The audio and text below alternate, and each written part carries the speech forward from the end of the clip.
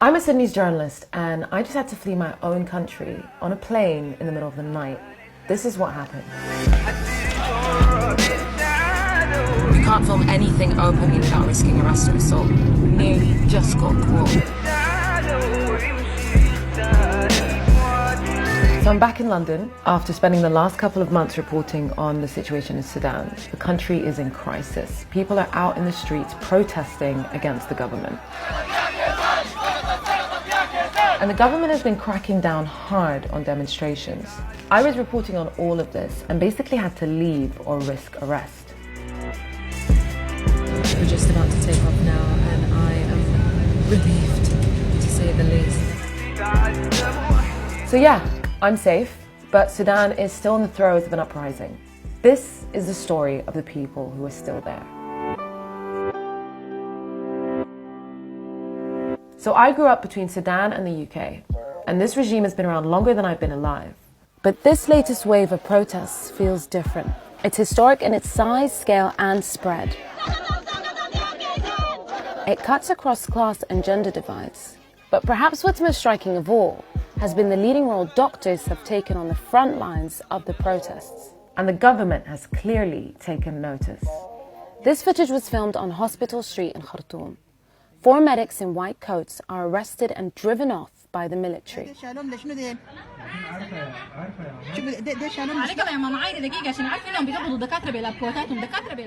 That video was bad, but then I got sent something that was far worse.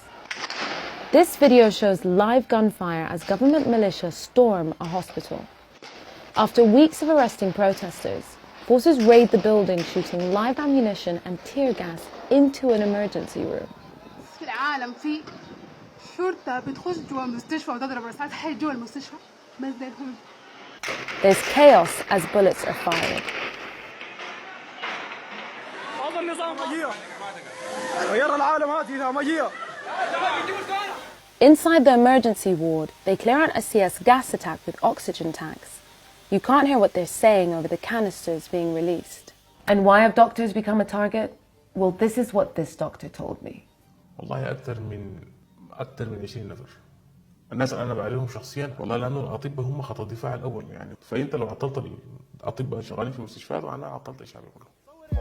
When he says cripple, he means it.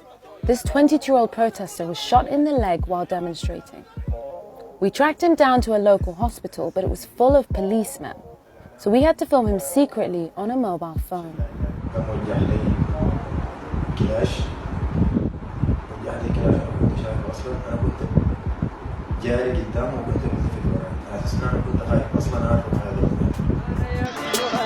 Civil unrest is nothing new for this part of the world, and comparisons are being made to the Arab Spring in neighbouring countries. Sudan is just south of Egypt. It's where the Arab world and sub-Saharan Africa meet. The country has seen waves of unrest since 2009. It peaked in 2013 when there were reports of over 200 killed.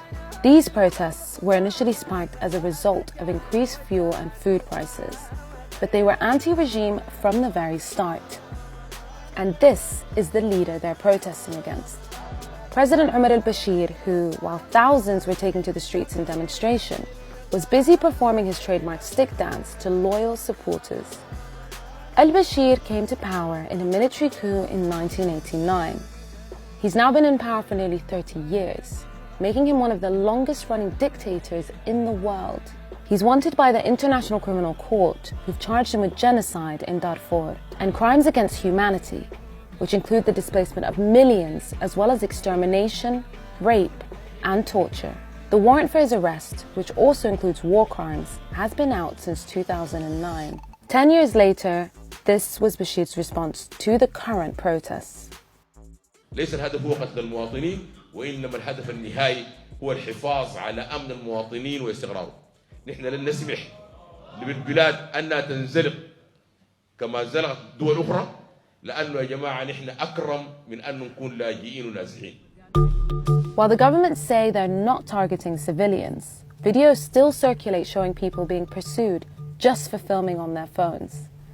In this video, these people almost get caught by soldiers as they try and film a beating.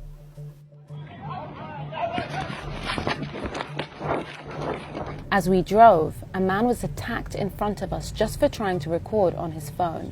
The government justified the crackdown as a way to keep the country safe and stable. But for me, it was getting more and more difficult to report on what was happening. On New Year's Eve, armed forces attacked me for filming this convoy. I'm safe, I'm back home, just lost a shirt, my dad's shirt, done. They're using an extreme amount of force, not just on protesters, but on civilians that are seen as observers or filming or even just watching. In this instance, I was attacked as a curious civilian and was able to carry on reporting. But it was getting tricky. And there are armed forces and undercover security agents deployed all across the city. We can't film anything openly without risking arrest or assault. We nearly just got caught a second ago. And eventually, I did get caught. My last report for Channel 4 News was seemingly the last straw for the government. Doctors had given me x-rays which showed that protesters had been shot by snipers. I had told the story of one man, Yasser Ali, who'd been shot by a sniper and then arrested. His wife was there the day he was taken. He said, "We want this man." Just like this, we want this man. He was laying in this bed, and then I said, "This man is injured, how you want to take him?" He said, "No, I know that he was injured and we're gonna take him." Yasser has since been released. But that film, investigating the government's use of snipers against peaceful protesters, goes on air and grabs the government's attention. A week after the piece is shown on TV, this happens. Journalists were being arrested by the government, and I was advised to leave quickly. They've come out publicly with a campaign against agitators, and they're making it very clear that that does include journalists and the media.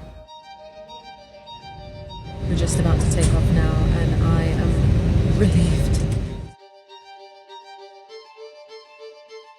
The Sudanese government threatened to file a serious criminal case against me.